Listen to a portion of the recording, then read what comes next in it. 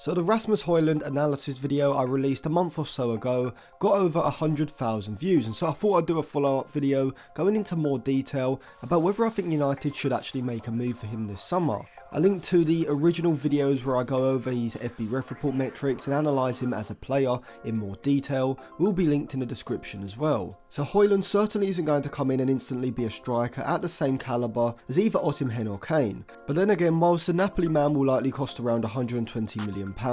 and Kane may be as much as £100 million, Hojlund will likely be available for around £60 million.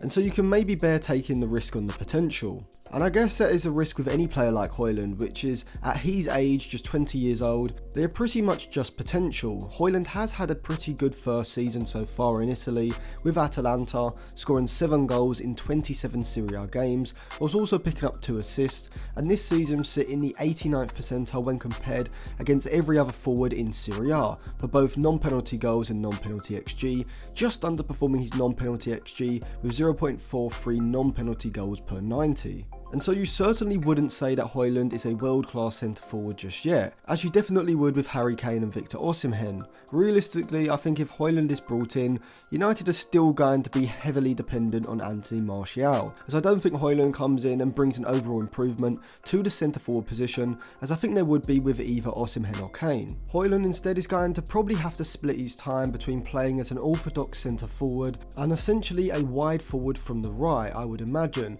And I do think that he can play both roles, as not only does he have the physical strength and technical ability to be able to drop off with his back to goal under pressure and link the play, but he's also rapid, and so he can provide the same sort of movement in behind from the right that Rashford provides from the left. But Hojlund is definitely more of a goal scoring threat than Antony, as he is a natural centre forward, and so I'd expect Hojlund to pick up between say 7 and 9 goals for his first Premier League season, and maybe 12 to 14 goals in all competitions, which certainly isn't elite level output, with Kane and Osimhen the type of strikers who would be hitting between 18 and 20 in the league and maybe touching 30 in all competitions. And so by signing Hojlund, you are signing a very different type of striker to Kane or Osimhen, and it would be more comparable to signing someone like Evan Ferguson or Julio Enciso from Brighton. As like Hojlund, both of those two strikers are still very young and raw and would still need a significant amount of developing just as Hojlund would, but I would probably argue that in the transfer market in 2023,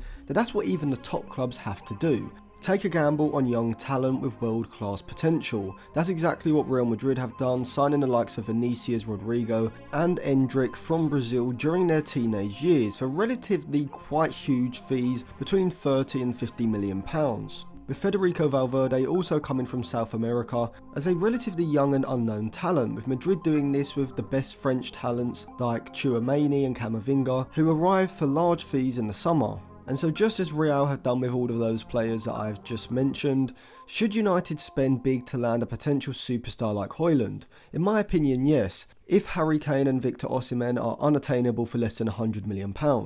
as I think that should certainly be the cut-off point for both players, with Kane probably being worth around £75 to £80 million in my opinion. But I think United may have to bring in another striker as well, as I think if Martial stays, Ten Hag will be a bit thin up top with Martial's injury record, and so I think bringing in Hojlund for around £60 million, and maybe Marcus Thuram on a free with his contract expiring at Borussia Mönchengladbach, or even Callum Wilson with 1 year left on his Newcastle deal for around £20 to £25 million would be a good pair of signings for United, having a young versatile forward like Hojlund, but also a more tried and tested goal scorer in the box like Thuram or Wilson as well. I think Hojlund could be world class by the age of 22-23, I think he's that good, but I don't think he's going to be hitting 25 goals plus in the Premier League like Haaland, but he is a better link man, as well as being a better creator in the final third as well, and so despite their similarities, I don't think Hojlund is a poacher type of striker like Haaland is. But for Hojlund personally, the move to Manchester United might be a bit too early,